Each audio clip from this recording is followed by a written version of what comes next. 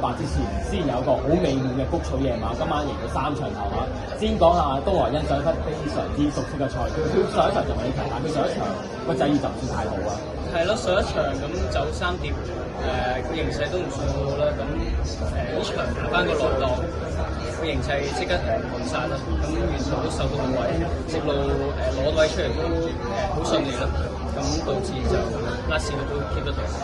呢匹馬經常喺谷草都有好接近表演啊，經常好似都係硬係同頭馬擦身而過嘅。佢係咪喺直路上可能都仲係有少少，或者係即係灌注力係唔係咁集中咧？其實上季佢就灌注力唔算好集中嘅，但係今季開始明顯係感覺到佢陣上好成熟啦。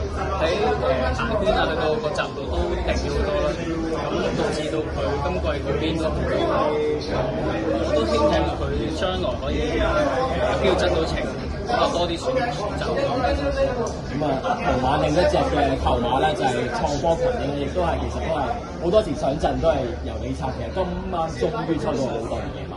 係上場第一次嚟益咗，佢已經好嘅表現啦，又打得第2啦。咁今次個檔再好咗，沿途個走位佢都攞得好暢順，個形勢都好對佢好有利啦。咁直路臨尾佢始終都仲未話好成熟，佢俾到你最好嘅。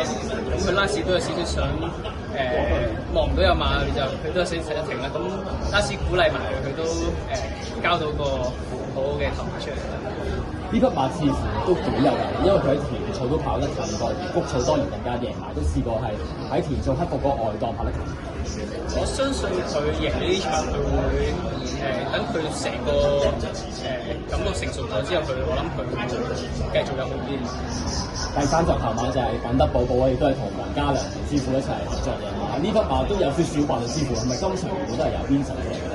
係呢場本身係Vincent 覆咗嘅，咁Vincent 點賽，咁就師傅都即刻揾我贏啦，咁我都好多謝師傅嘅支持。呢場又係又抽到咁多，個形勢又好好啦。咁直路等咗等，但係我都對佢好有信心，一望空佢都交到個好靈活嘅衝刺，都好滿意。